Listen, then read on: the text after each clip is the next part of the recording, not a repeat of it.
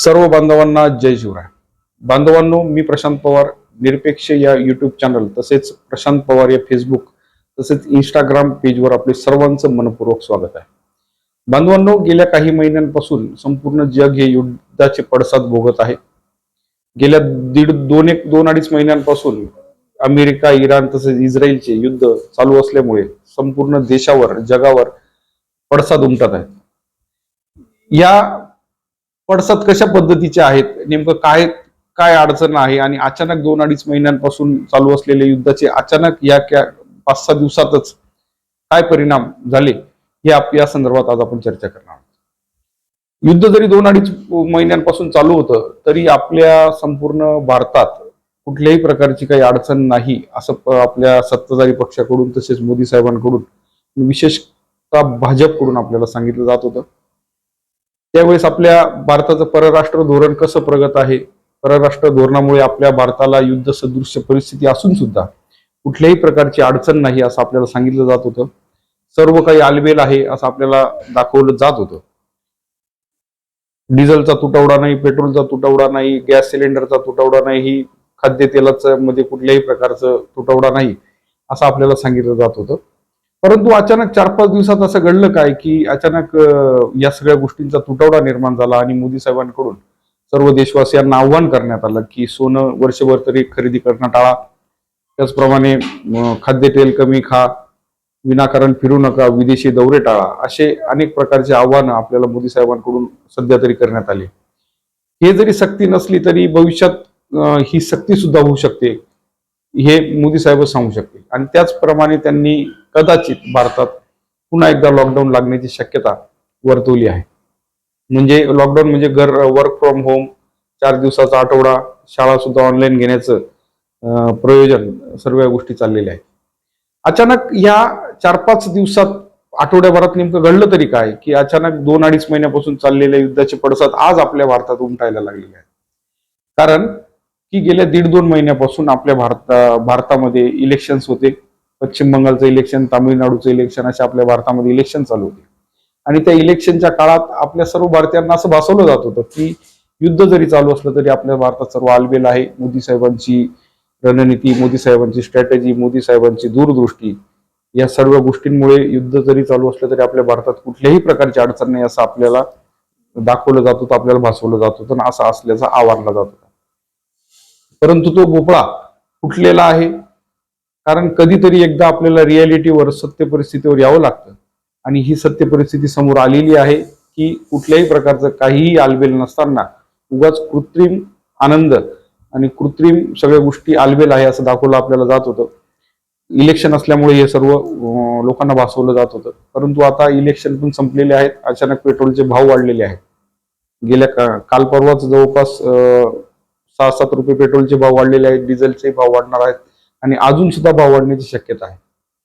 आणि भाव वाढून सुद्धा कदाचित आपल्याला पेट्रोल वेळेवर भेटेल की नाही, डिझेल वेळेवर भेटेल की नाही याची शंका उपस्थित करण्यात आली आहे.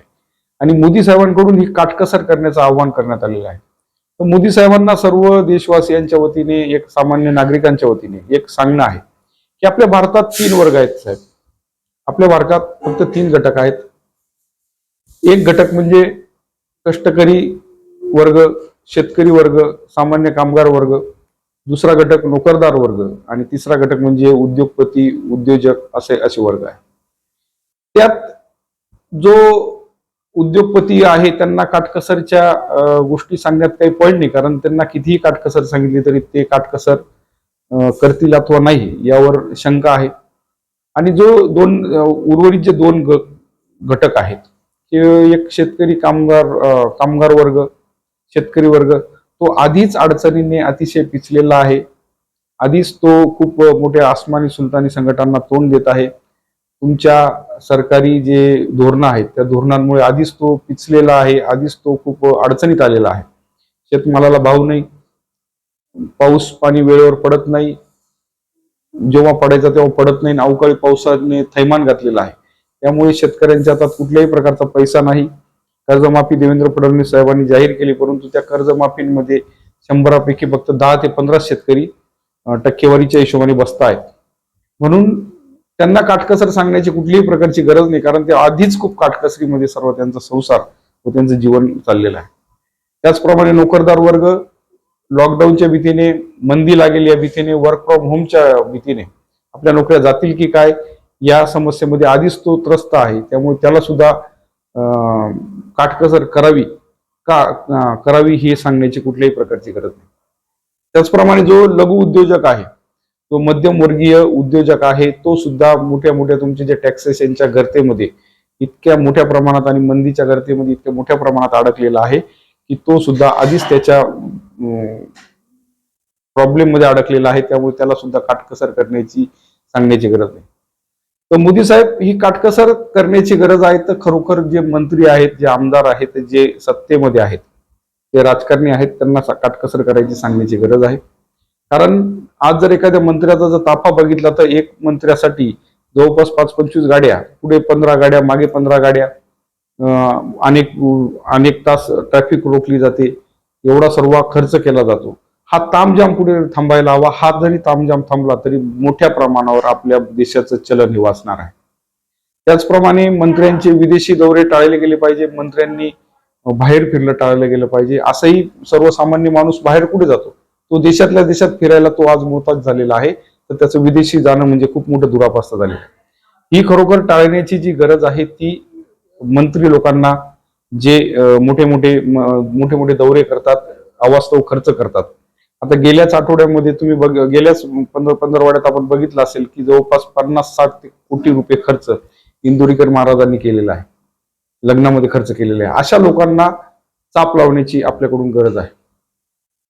तर ह्या लोकांना थांबवण्याची गरज आहे. आम्हाला सर्वसामान्यांना काटकसरीमध्ये कसं जगायचं हे ऑलरेडी आम्हाला बाळकडू आणि आम्हाला हे घरातूनच धडे मिळालेले असतात. म्हणून मोदी साहेब, तुम्हाला सर्व देशवासियांच्या वतीने एक कळकळीची विनंती अशी आहे की खरोखरच जर देश अडचणीमध्ये असेल तर तो मान्य करा आणि हे जे आमदार आहेत, हे मंत्री आहेत, त्यांचे जवळपास 1-2 वर्षाचे पगार देऊ नका. यांचे पगार जमा करा आणि तो पैसा कुठेतरी कारणी लावा, असं या माध्यमातून मला तुम्हाला सांगायचं आहे. आणि एवढंच सांगायचं आहे की एवढं सुद्धा केलं तरी भारताच्या अर्थव्यवस्थेवर खूप अशी ताण कमी होईल. एवढंही बोलून इथेच थांबतो. जय हिंद, जय महाराष्ट्र, धन्यवाद.